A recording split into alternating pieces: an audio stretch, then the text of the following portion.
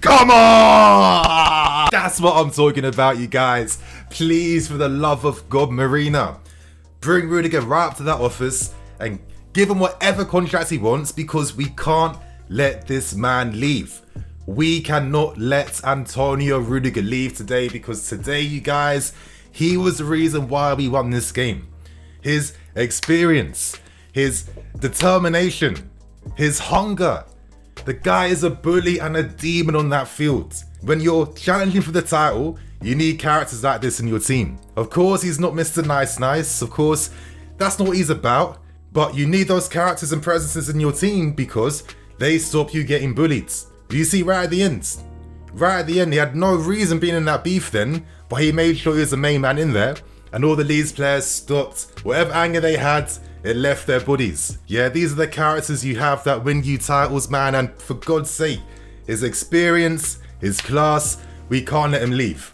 He's been having an unreal season for us so far. He proved his worth and merit today. Shithouse his way, winning 2 penalties he had no right winning at all. He knew exactly what he was doing, you guys. And when you win games, you don't win them playing Mr. Nice all the time. Marina, for the love of God and all things Chelsea Football Club, get this guy to sign a new deal right now. He can't go Real Madrid, please. The guy can't leave us, you guys. Wow, what a mad end to the game. This was a proper derby game, which was actually great to see. I don't say this very often. I'll say it for a few seconds. I'll give credit to Leeds. You know, they've a lot of difficulties. You know, players are out. They made it a game. They made it hard for us. And this is a game where we had to fight.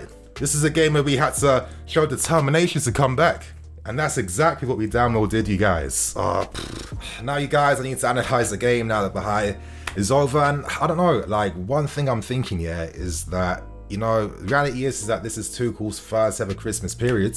And like during like a month like this in particular, when you have games coming thick and fast, you know, 2-3 games a week at times, and some of the coaching and tactics and the rules actually go out the window, and you need to rely upon, you know, different things in your game to help the team through, essentially.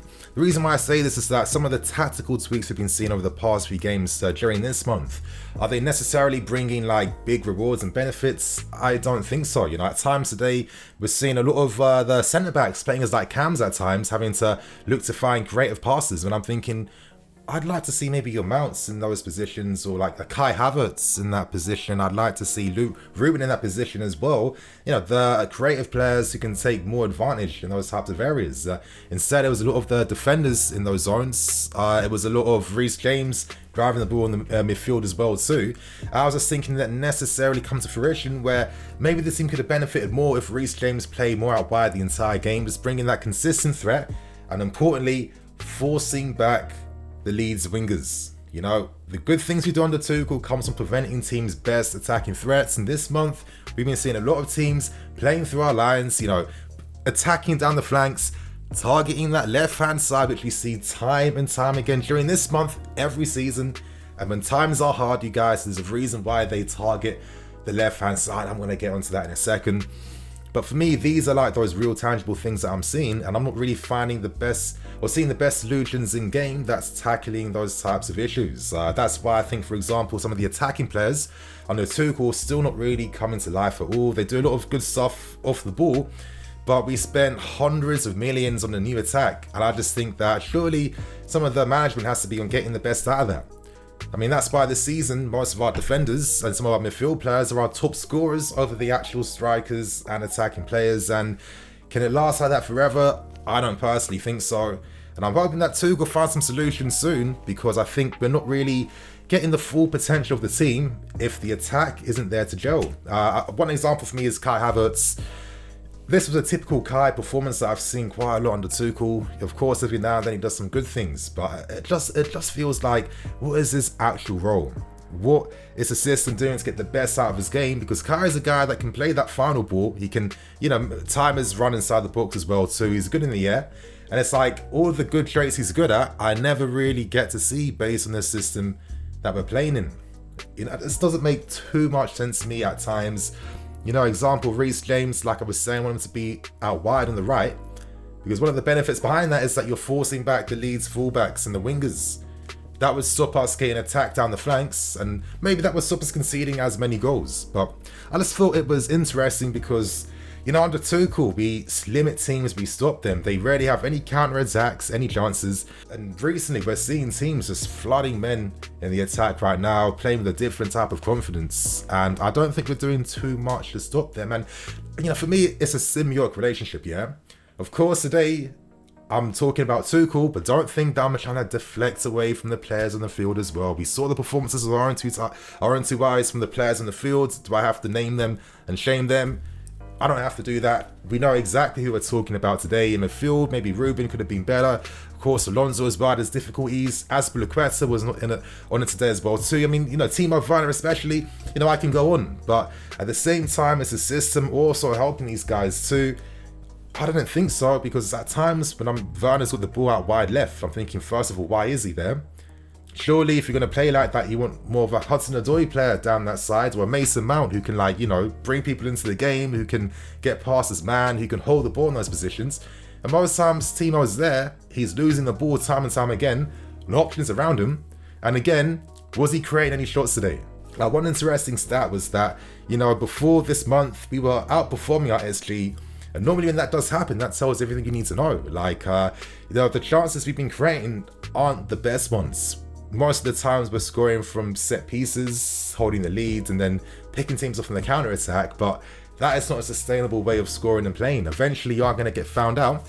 And normally during this month, when things are going against you, that is a month that this stuff happens. So I need to see not only more from the players, who I understand are, you know, got injuries and struggling as well too, but I think Tuchel as well can also maybe find some new solutions now, because it's looking a bit tired and the tweaks aren't really doing as much for me personally. But you guys, let's continue on some of the moments in the game.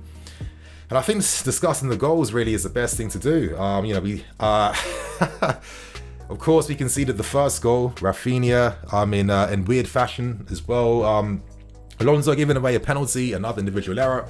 But for me, even though Alonso made the mistake, at the same time, there were still errors that happened in front of him with different passages of play that should have been dealt with in a much better way. So Alonso with the slowest tackle I've seen, fouls Rafinha, and then Mendy, who we know is not a penalty shooter. He can do everything else, but penalties is just not his game. Literally did nothing, and Rafinha scored that quite easy. And you're just thinking, nah. This month, what is happening? We can't see another bad performance, not against rivals and Leeds United. And thank God, you know, Alonso righted those wrongs from earlier. I thought he pressed very well to win the ball in the final third, and then he put in a very nice low-driven cross to find Mason Mount. He just slotted that ball in nicely, left foot. Shush Leeds fans as well, who were yapping on the entire game. It was nice to see the players giving some stick back, you know. Hey, I'm an old school fan, yeah. I want to see some of that rivalry and some of that passion at times too. Like, football is bigger than that, you know what I mean? And going into the second half, 1-1 is a better situation than being 1-0 down. And of course, second half kicks off, and it was really end to end. Like, the complexion of the second half was completely different to the first half. It was kind of exciting to see more of like a old school rivalry type of game. You know, players not normally sticking to their positions and following instructions. Instead, it felt like players are playing more with their hearts from both teams, and it was made for an entertaining affair. We get the penalty, making it 2-1, courtesy of that man in Antonio Rudiger, who I was praising to the heavens at the start of this video. As I'm saying, that experience to take advantage in those moments, you know, sometimes younger players, they're playing a bit too innocently. They want to get the ball because they're thinking, okay, I'm going to take a shot, but sometimes you just have to do those dark arts, they come in hands. And Rudiger forced the referee and VAR to give that decision to us. And Jorginho steps up, takes an excellent little hot penalty. Great to see, top left. And you're thinking, okay, it's been a hard game. And I didn't necessarily feel confident that we were guaranteed to seal the game, because the chances weren't really coming thick and fast like that. And you didn't really test the keeper from any dangerous situations in the game. With how our form's been this month, was it any surprise that we conceded an equaliser quite late into the game as well? Leeds were testing us, especially that left-hand side. Tuchel made some subs to try and stop the threat from the pace and behind of Rafinha, of Daniel James as well. You know, Leeds, they were skipping past on the field, some nice little dribbles inside, taking out your Rubens, taking out your Jorginho. Silva was spinning around more than I've ever seen him do throughout his entire Chelsea career as well. And I don't think at times he necessarily helps, because maybe certain players like Rudiger, for example, especially for that second goal, became like a honing missile, just desperate to get that ball at any opportunity he could get. And of course, you have to be a bit more tactile at times. But again, I mean, these guys know this. I'm a fan. Who am I to be saying that? And unfortunately, we conceded that goal. Nice team move, left-hand side. A type of goal that we don't ever concede. And it kind of brought back Frank Lampard flashbacks under his season. And then you're thinking, wow, we have to go for it now. 2-2. We've been in this situation before. Where's this goal coming from? We have not tested them like that in this game. And of course, you guys, we know how it ended.